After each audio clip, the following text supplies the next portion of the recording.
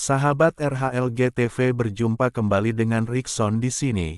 Kali ini kita akan membahas tentang Yayasan Ponpes Al Zaitun. Alvin Lim, Panji Gumilang lakukan kemandirian pangan lewat Al Zaitun. Tudingan macam-macam disematkan kepada pondok pesantren Ponpes Al Zaitun. Yang paling mencolok, pesantren itu disebut mengajarkan aliran sesat. Pengacara ternama Alvin Lim sempat mengunjungi ponpes itu beberapa waktu lalu. Menurut dia, apa yang selama ini dituduhkan dan menjadi penilaian masyarakat luas, ternyata sepenuhnya tidak benar. Al Zaitun dituduh teroris, menyimpan atau gudang senjatalah. Nggak ada itu, di sini hanya pusat pendidikan, ujar Alvin kepada wartawan. Menurut Alvin, selain tempat pendidikan, Al Zaitun juga merupakan lokasi wirausaha.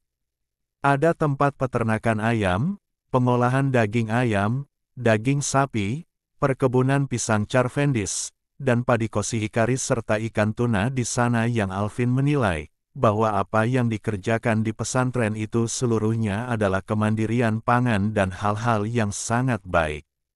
Saya melihat apa yang dilakukan Syekh Panji Gumilang di sini itu swadaya pangan, ucapnya.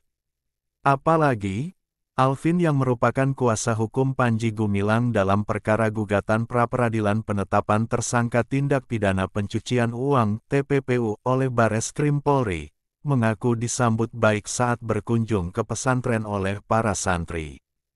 Padahal dirinya beragama Kristen, terlebih, dia diberikan kesempatan untuk menyampaikan sambutan di momen tersebut. Hal itu menunjukkan bahwa semangat toleransi dalam beragama yang diajarkan Panji Gumilang melalui pesantrennya, benar-benar dipraktikkan dalam kehidupan sehari-hari.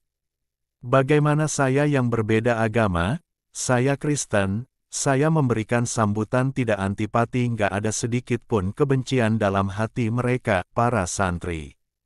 Itu sesuatu hal yang sangat baik ya, tuturnya. Atas itu, Alvin yang merupakan pendiri LQ Indonesia Law Firm itu, meminta penilaian negatif terhadap Al Zaitun, khususnya dari pemerintah ditinjau kembali. Sebab ternyata pesantren itu tak seburuk yang dibicarakan orang. Apalagi, penilaian buruk soal Al Zaitun juga dilontarkan oleh mantan Menko Polhukam Mahfud MD, yang menurut Alvin ucapannya tak bisa 100% dipegang. Mahfud MD itu mencela-mencela.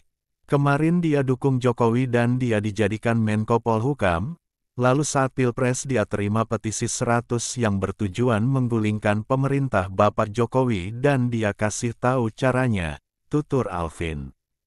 Sedangkan masyarakat korban investasi bodong, Indosurya, Wana Arta nggak pernah dia terima, imbuhnya.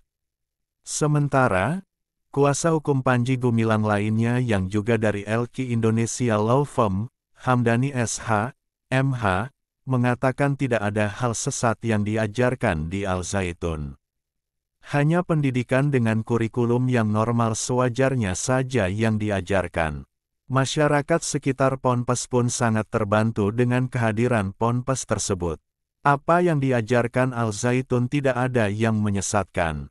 Masyarakat sekitar pun bekerja di sini, ada yang petani, dan ada juga di pembuatan kapal, ujarnya. Pendidikan juga masih berjalan seperti biasanya, tidak ada gangguan maupun halangan karena Al Zaitun itu mendapatkan akreditasi A unggul. Semuanya berjalan sesuai on the track, sambung dia.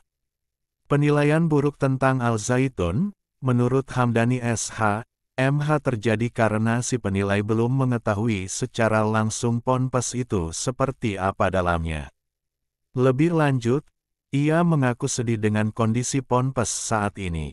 Selain tidak dibantu oleh Pemda setempat, pihak Al Zaitun kini banyak dipersulit dalam berbagai aspek. Jalanan masuk di depan ponpes itu hancur. Padahal lembaga pendidikan ini salah satu pembayar pajak terbesar loh, kok malah tidak diperhatikan, tidak dibantu, malah izin sengaja dipersulit, tuturnya. Bahkan, banyak dari upaya perizinan yang dilakukan Al Zaitun, justru dipersulit pihak terkait.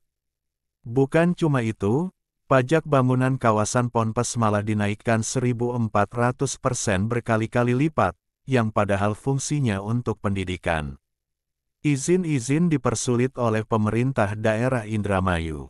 Seperti izin untuk galangan kapal, gedung SMK Pertanian dan Perkapalan, kata dia. Pajak naik 1.478% itu, di luar masuk akal. Gedung pendidikan yang seharusnya gratis nihil pajaknya kalau dalam istilah perpajakan, ini malah mau dipajakin dan dikenakan, padahal lembaga pendidikan, lanjut Hamdani. Sekian dan terima kasih.